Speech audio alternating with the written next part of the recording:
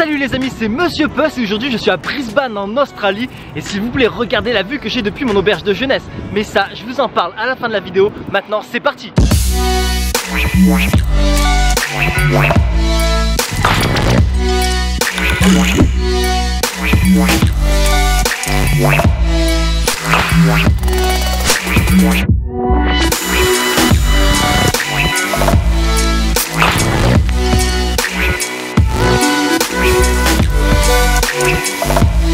Je vous annonce la couleur. Dans cette vidéo, je vais vous montrer que faire à Brisbane gratuitement. Allez, on commence directement ici, au City Hall Clock Tower.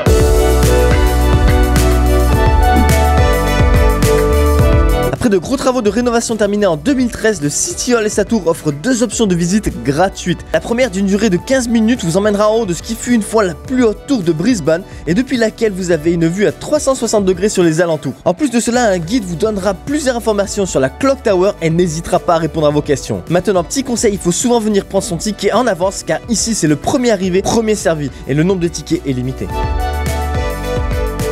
La deuxième visite guidée est celle du City Hall lui-même et elle dure 45 minutes. Seulement 20 personnes sont admises par visite et il faut réserver à l'avance par internet à l'adresse ci-dessous. PS, il y a seulement 4 visites par jour, alors pensez à réserver à l'avance.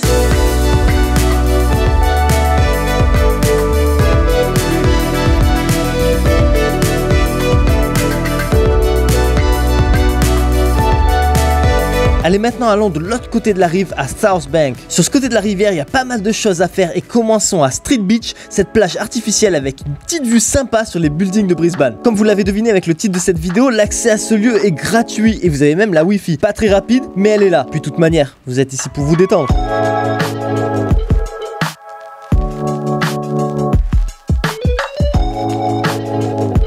Maintenant je suis à Epicurious Garden et ici c'est un jardin très intéressant. On devrait avoir un truc comme ça en France, ce serait vraiment sympa. Ce jardin est un potager dans la ville ouvert au public et ici vous trouverez des herbes, fruits, légumes saisonniers qui vous seront donnés gratuitement en fonction de la cueillette du jour.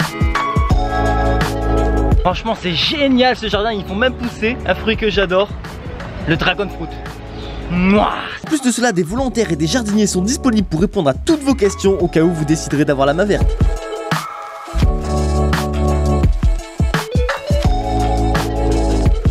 Les amis, je retourne de l'autre côté de la rive et pour ça j'utilise le City Hopper qui est un ferry gratuit. Si c'est pas beau ça.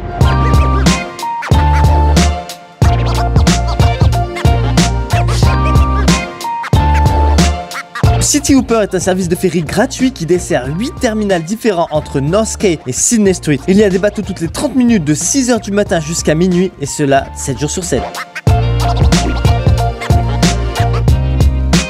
Après 20-30 minutes de ferry et environ 10 minutes de marche. Monsieur Puss, tu peux pas être plus précis? Ah, c'est bon Mini Puss, hein, sérieux, quand t'es en voyage, hein, t'es pas à la minute près. Donc après quelques minutes de ferry et de marche, je suis à New Farm Park. Ici c'est un endroit génial, le long de la rivière pour faire un barbecue sur les planches à électrique mises à disposition gratuitement par la ville. Et pour les utiliser, c'est très simple, il suffit juste d'appuyer sur le bouton juste là. Ici il y a plusieurs barbecues disponibles, il ne vous sera donc pas difficile d'en trouver un libre.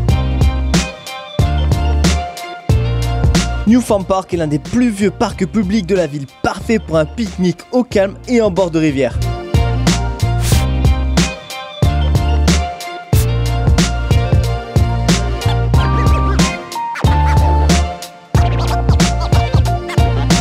Allez, maintenant je retourne en centre-ville, mais pour ça je n'utilise pas le ferry, j'utilise mes petites gambettes sur le Riverwalk. Et depuis cette promenade vous avez une vue. Ah ouais, non mais vous pétez un câble. Le pont de 870 mètres de long est composé d'une piste cyclable et d'une autre partie pour piétons. Le long de cette promenade, vous trouverez plusieurs abris avec des bancs et des points d'eau potable.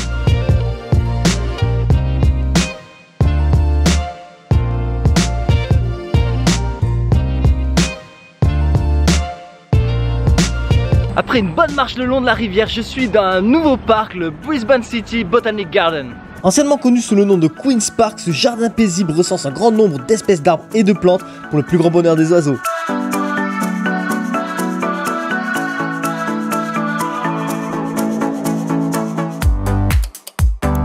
Situé en centre-ville, ne manquez pas de vous y promener et au passage de jeter un coup d'œil au mémorial de l'inondation qu'il y a eu en 1974. Cela vous donnera une petite idée de la hauteur de l'eau au moment de la catastrophe.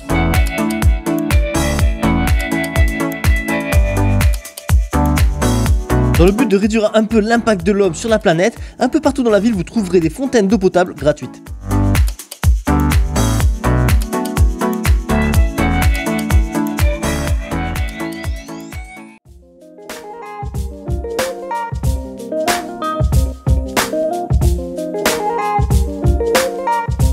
Allez, maintenant on sort de la ville et on commence au Mont Kuta, l'endroit idéal pour regarder le lever de soleil. Franchement, ça envoie du lourd. Bon, par contre, faut se lever très tôt. Situé à seulement 7 km du CBD, voici la plateforme depuis laquelle à n'importe quelle heure de la journée vous pouvez admirer une vue époustouflante sur la ville. Personnellement, vous l'avez compris, pour moi le meilleur moment pour contempler la vue, c'est au lever de soleil. Au Mont Kuta, vous avez aussi un truc à ne pas manquer.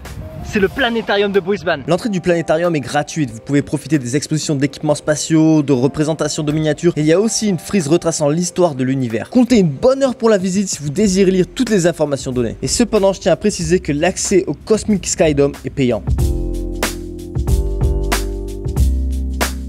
À environ 40 minutes de route à partir du centre-ville, vous avez King Island. Et ici, ce qui est intéressant, c'est pas l'île en elle-même, mais c'est comment aller à l'île. Et en fait, à marée basse, ça devient une presqu'île, car il y a un banc de sable qui apparaît. Et ben, il vous reste plus qu'à marcher. Bon, par contre, faut pas se rater sur le retour, hein, parce que sinon, c'est à la nage que vous rentrez. Tout d'abord, avant de venir ici, vous devez regarder les heures de marée haute et marée basse, à moins que pour vous, peu importe que vous y allez à la nage ou à pied. Ensuite, si vous prévoyez de venir pour le coucher de soleil, venez un peu en avance, car sinon, il vous sera difficile de trouver une place de parking. Et voilà, après 1 km de marche, je suis donc arrivé sur King Island. Et c'est une île super calme et paisible, on peut entendre les oiseaux.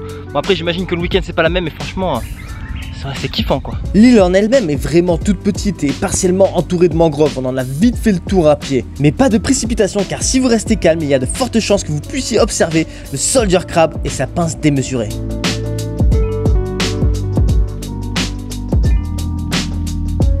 Et les amis, dernier arrêt de cette vidéo, Shankliffe Pier. Cette magnifique jetée en bois de 351 mètres de long a réouvert au public en 2016 après de gros travaux de rénovation. D'ailleurs, le long de la jetée, vous trouverez des plaques retraçant l'histoire de ce lieu. Cet endroit est fait pour tout le monde, que ce soit pour les pêcheurs amateurs, les personnes venant courir ou marcher au bord de l'océan, ou même simplement s'asseoir pour se relaxer ou papoter avec quelqu'un.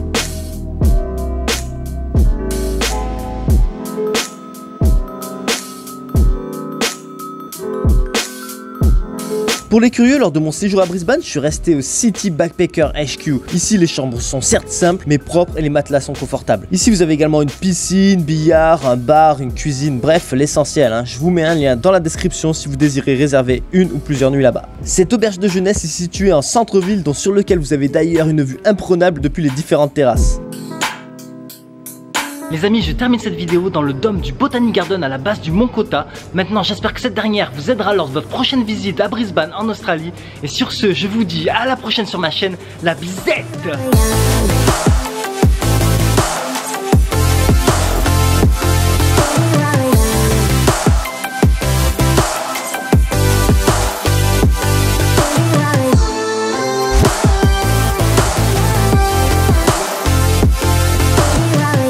Merci d'avoir regardé ma vidéo. Maintenant, si vous voulez ne rien manquer, n'hésitez pas à vous abonner à ma chaîne. À bientôt.